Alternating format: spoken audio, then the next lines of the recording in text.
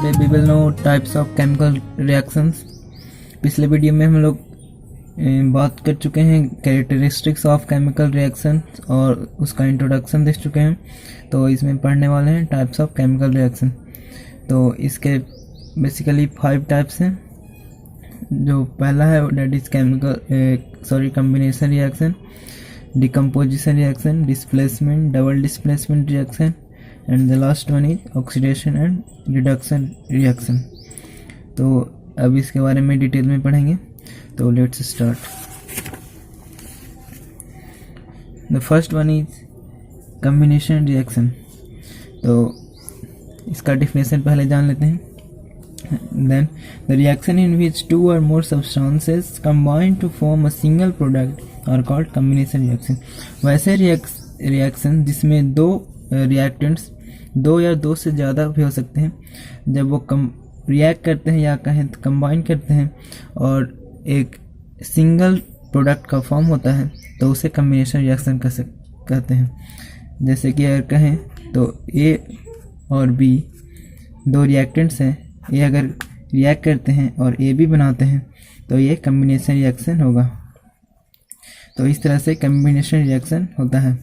इसका कुछ एग्जांपल देखें तो जैसे मैग्नीशियम रिबन जब बर्न करता है तो मैग्नीशियम ऑक्साइड बनता है।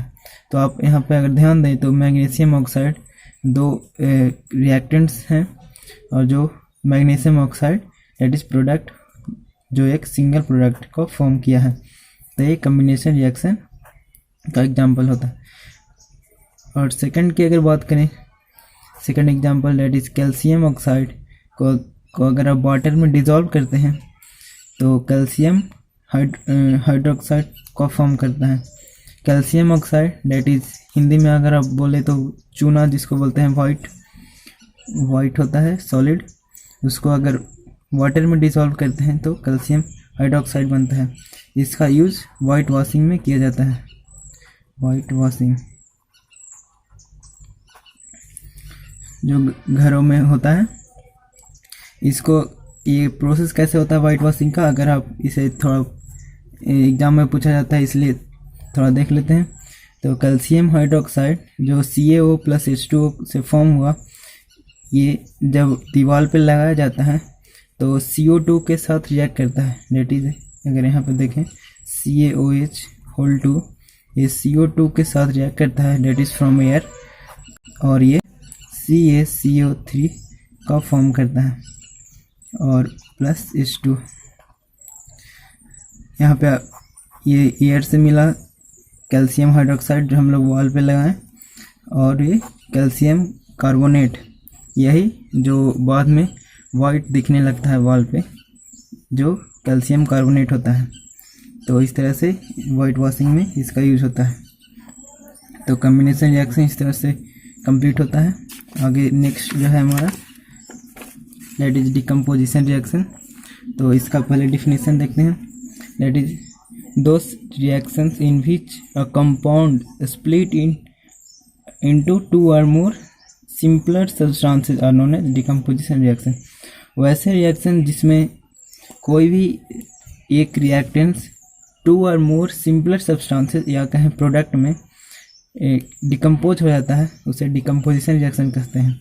जैसे कि अगर हम बात करें AB कोई रिएक्टेंट्स है, अगर वो A + B में डिकम्पोज हो जाता है तो वो डिकम्पोजिशन रिएक्शन होगा। और आगे चलते हैं तो ये जो डिकम्पोजिशन रिएक्शन होता है वो 3 कारणों से हो सकता है। That is from heat, using electricity और लाइट एनर्जी। हीट कहें तो जैसे कि आर्टिफिशियल हीट हम लोग देते हैं बाय कंबर्सन, तो वो हीटिंग हो गया। इलेक्ट्रिसिटी जिसको इलेक्ट्रोलाइसिस भी उस प्रोसेस को बोलते हैं।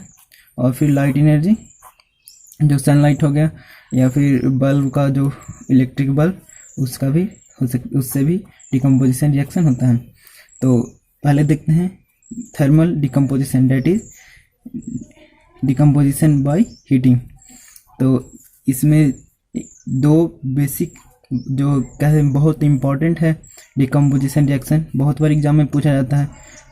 उसमें आपको पूछ देगा जैसे कि कोई ग्रीन सब्सटेंस है, उसको हीट किया गया तो ब्राउन में कन्वर्ट हो गया, तो अब बताना है आपको कि वो कौन सा सब्सटेंस है। तो जो वो सब्सटेंस होता है वो फेरस सल्फेट, ये ग्रीन सब्सटेंस है। जब इसको हीट किया जाता है तो ferric oxide that is brown में कन्वर्ट कर जाता है और SO2 प्लस SO3 का जो गैस है वो रिलीज होता है।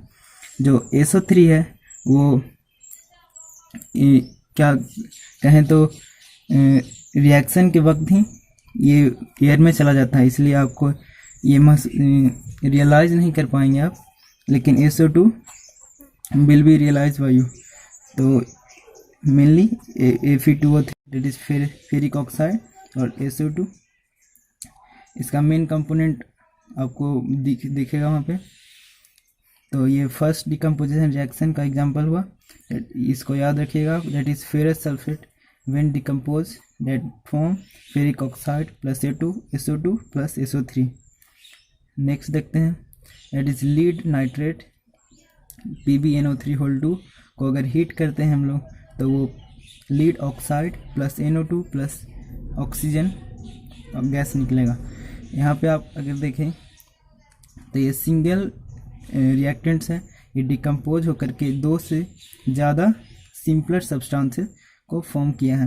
दैट इज़ पहला lead oxide NO2 that is nitrogen dioxide और ऑक्सीजन। नाइट्रोजन डाइऑक्साइड के बारे में बता दें, ये ब्राउन फ्यूम होता है। जब ये रिएक्शन होगा तो थोड़ा क्या बोले धुआं जिसे कह सकते हैं वैसा दिखेगा आपको, तो इससे आप पता कर सकते हैं दैट इज़ डिकम्पोजिशन प्रोसेस हो रहा है। ये भी एग्जाम में पूछ सकता है कि कोई सब्सटेंस X है, जब वो डिकम्पोज हुआ तो वो Y में कन्वर्ट हुआ और फिर Z गैस निकला दैट इज़ ब्राउन फ्यूम्स है। तो आप बताइए कि कौन सा X और Y Z ये सब कौन कौन सब्सटेंस हैं। तो इस तरह से आप बता सकते हैं।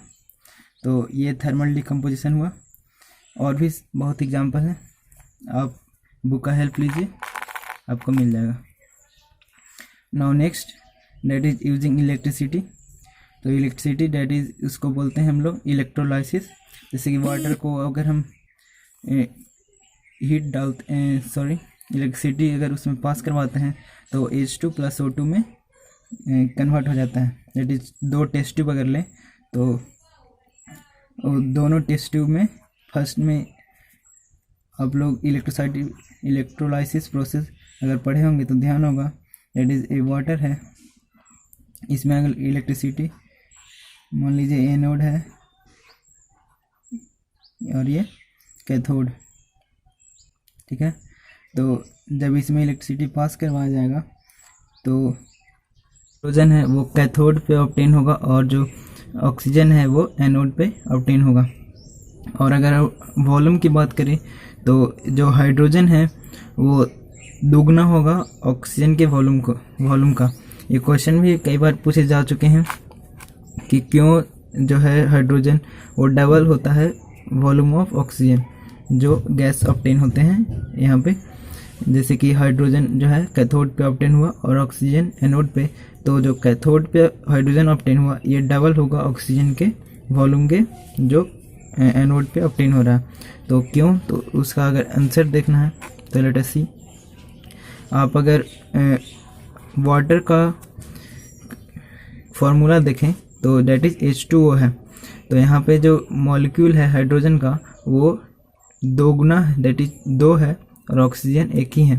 तो इसी कारण से दैट इज़ हाइड्रोजन यहाँ पे 2 होने की वजह से और ऑक्सीजन का मॉलिक्यूल एक ही है, इसी कारण से जो गैस जो ऑब्टेन होता है वो डिफरेंस दैट इज डबल होता है हाइड्रोजन और ऑक्सीजन के कंपैरिजन में हाइड्रोजन डबल होता है। ये तो था electricity. By using electricity the decomposition reaction occurs. Now the next है हमारा that is using light energy. तो इसका 2 ही एग्जाम्पल आप याद रखिए, उससे ज़्यादा एग्जाम में नहीं पूछेगा। दैट इज अगर हम सिल्वर क्लोराइड को लाइट से या तो सनलाइट दीजिए या फिर इलेक्ट्रिक बल्ब को उससे अगर लाइट एनर्जी देते हैं तो सिल्वर और क्लोराइड में चेंज कर जाएगा।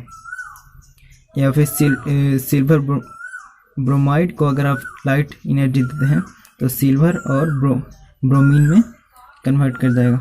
तो ये था हमारा decomposition reaction. Now displacement reaction. तो पहले एक सा अगर डिफिनेशन की बात करें तो that is the reaction in which one element takes part of another element in a compound और नोन एज डिस्प्लेसमेंट रिएक्शन। अगर सिंपली इसकी बात करें तो जैसे कि कोई एक रिएक्टिव मेटल है और जो कि दूसरे मान ले जाए ए रिएक्टिव मेटल है और बी सॉल्ट सॉल्यूशन में है, सॉल्ट सॉल्यूशन, और जो कि बी इससे सेकंड या फिर कहें इससे लो रिएक्टिव मेटल है। तो जो ए मेटल है वो सॉल्ट सॉल्यूशन फ्रॉम बी को डिस्प्लेस कर देगा और खुद सॉल्ट सॉल्यूशन में आ जाएगा। That is a salt solution और प्लस में बी मेटल आ जाएगा, यानी मेटल ए था वो बी को उसके सॉल्ट सॉल्यूशन से डिस्प्लेस कर दिया और खुद सॉल्ट सॉल्यूशन का फॉर्म किया और बी मेटल को यहाँ पे डिस्प्लेस करके बाहर कर दिया सॉल्ट सॉल्यूशन से। तो ये तो सिंपल सा था। इसका एग्जांपल देख लेते हैं। जैसे कि कॉपर सल्फेट और जिंक को अगर हम लोग रिएक्ट करवाते हैं तो जिंक सल्फेट का फॉर्म करेगा और फिर कॉपर। अगर यहाँ पे जिंक की बात करें तो कॉपर से ये रिएक्टिव मेटल है, तो जब ये रिएक्टिव है तो कॉपर सल्फेट से जो कि सॉल्ट सॉल्यूशन है कॉपर का, ये कॉपर को डिस्प्लेस करेगा और खुद जिंक सल्फेट का फॉर्म करेगा और कॉपर यहाँ से डिस्प्लेस होके यहाँ प्रोडक्ट में फॉर्म हो जाएगा। वैसे ही ये भी copper sulphate plus magnesium, magnesium sulphate plus copper. यहाँ पे भी मैग्नीशियम कॉपर से हाई रिएक्टिव है तो मैग्नीशियम कॉपर को डिस्प्लेस किया और मैग्नीशियम सल्फेट बनाया और कॉपर यहाँ पे डिस्प्लेस होके आ गया। तो ये डिस्प्लेसमेंट रिएक्शन कंप्लीट होता है। Now let us see next, that is double displacement reaction. तो क्या होता है ये? Those reaction in which two compounds react by an exchange of ions to form two new compounds, that is जब दो reactants react करते हैं और उनमें एक्सचेंज ऑफ आयन्स हो जाते हैं। दैट इज अगर बात करें यहाँ पे तो सिल्वर नाइट्रेट और NaCl that is sodium chloride अगर यहाँ पे रिएक्ट किए तो जो सिल्वर है वो क्लोरीन से, दोनों में अगर आप देखें तो सिल्वर क्लोरीन के साथ आ गया यहाँ पे, और जो नाइट्रेट है वो सोडियम के साथ। यहाँ पे सिल्वर क्लोरीन के साथ एक्सचेंज कर लिया अपना आयन और नाइट्रेट सोडियम के साथ। तो आप जैसे यहाँ पे देख सकते हैं तो डबल डिस्प्लेसमेंट में ज़्यादा कुछ नहीं था। दैट इज जब वैसा रिएक्शन जिसमें जब दो रिएक्टेंट्स रिएक्ट करते हैं तो उनमें एक्सचेंज ऑफ आयन्स हो जाता है। जैसे कि यहाँ पे हम लोग देखें तो ये हमारा, और एक और जो नेक्स्ट है that is oxidation and reduction reaction. तो वो देखते हैं। See oxidation and reduction reaction. Then first we should know that what is oxidation and what is reduction। तो ऑक्सीडेशन मतलब और रिडक्शन मतलब होता क्या है, तो अगर उसकी बात करें तो that is first oxidation. Oxidation दो केस में हो सकता है। दैट इज़ फर्स्ट अगर ऑक्सीजन का एडिशन हो रहा हो या फिर हाइड्रोजन का रिमूवल हो रहा हो किसी भी सब्सटेंस से, तो इन दो केस में ऑक्सीडेशन हम कहेंगे कि उस सब्सटेंस का ऑक्सीडेशन हो रहा है। तो उसका अगर एग्जांपल की बात करते हैं जिससे हम लोग को पूरा क्लियर हो जाएगा, तो जैसे कि कार्बन अगर बर्न होता है तो कार्बन डाइऑक्साइड फॉर्म करता है।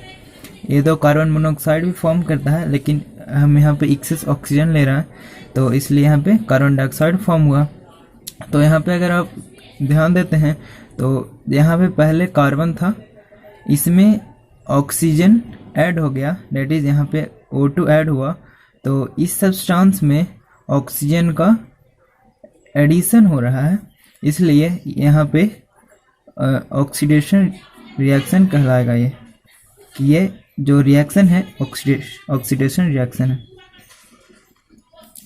और नेक्स्ट एग्जांपल भी इसी का है, दैट इज अगर कॉपर को बर्न करते हैं तो कॉपर ऑक्साइड बनता है। तो यहाँ पे अगर बात करते हैं, कॉपर था जिसमें ऑक्सीजन ऐड हुआ तो कॉपर ऑक्साइड बना, तो यहाँ पे भी एडिशन ऑफ ऑक्सीजन हो रहा है, तो यहाँ पे भी कौन सा रिएक्शन होगा, ये ऑक्सीडेशन रिएक्शन। तो इस तरह से ऑक्सीडेशन रिएक्शन हुआ। रिडक्शन की बात करते हैं तो व्हाट इज रिडक्शन, तो ये भी दो केस में होता है। दैट इज फर्स्ट, अगर एडिशन ऑफ हाइड्रोजन हो रहा हो किसी भी सब्सटेंस में, या फिर removal of oxygen from a substance, किसी भी सब्सटेंस में अगर ऑक्सीजन रिमूव हो रहा हो। आप यहाँ पे ध्यान दें तो पाएंगे कि जो रिडक्शन है वो ऑक्सीजन का अपोजिट है, दैट इज इसमें हाइड्रोजन का एडिशन हो रहा है, जबकि ऑक्सीडेशन में रिमूवल हो रहा था हाइड्रोजन का। तो इस तरह से ऑक्सीडेशन और रिडक्शन अपोजिट है एक दूसरे में। तो रिडक्शन का एग्जांपल अगर देखते हैं तो let us see, that is अगर जिंक ऑक्साइड को अगर आप कार्बन के साथ रिएक्ट करवाते हैं तो जिंक और कार्बन मोनोऑक्साइड फॉर्म करेगा। दैट इज यहाँ पे पहले जिंक ऑक्साइड था जो कि ऑक्सीजन के साथ था, लेकिन जब ये रिएक्ट किया कार्बन के साथ तो जिंक अकेला फॉर्म हुआ और इसमें से ऑक्सीजन रिमूव हो गया।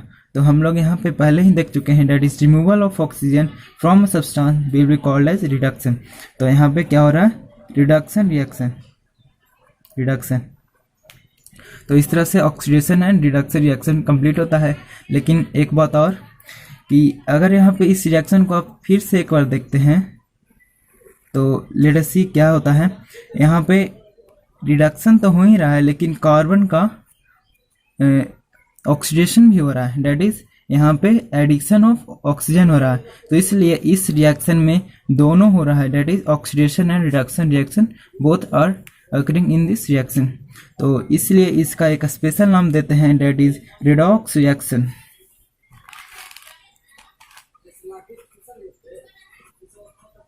तो रिडॉक्स रिएक्शन इसको बोलते हैं। रिडॉक्स अगर आपको नाम याद नहीं हो रहा है तो इसको हम तोड़ देते हैं, that is red for reduction and OX for oxidation, that is redox. इस तरह से रिडॉक्स रिएक्शन होता है, जैसे कि ये एग्जांपल रिडॉक्स रिएक्शन का था। तो ये ऑक्सीडेशन एंड रिडक्शन रिएक्शन होता है। अब यहाँ पे एग्जाम में पूछते हैं कि ऑक्सीडेशन एजेंट और रिडक्शन एजेंट बताइए।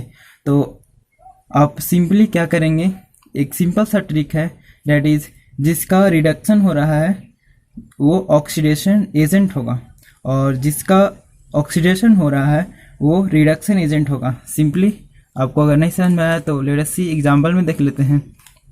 यहाँ पे अगर बात करते हैं तो देखिए, यहाँ जिंक ऑक्साइड का रिडक्शन हो रहा है, इसलिए जिंक ऑक्साइड ऑक्सीडेशन एजेंट हो जाएगा, ऑक्सीडेशन एजेंट। और कार्बन का ऑक्सीडेशन हो रहा है, इसलिए कार्बन रिडक्शन एजेंट हो जाएगा।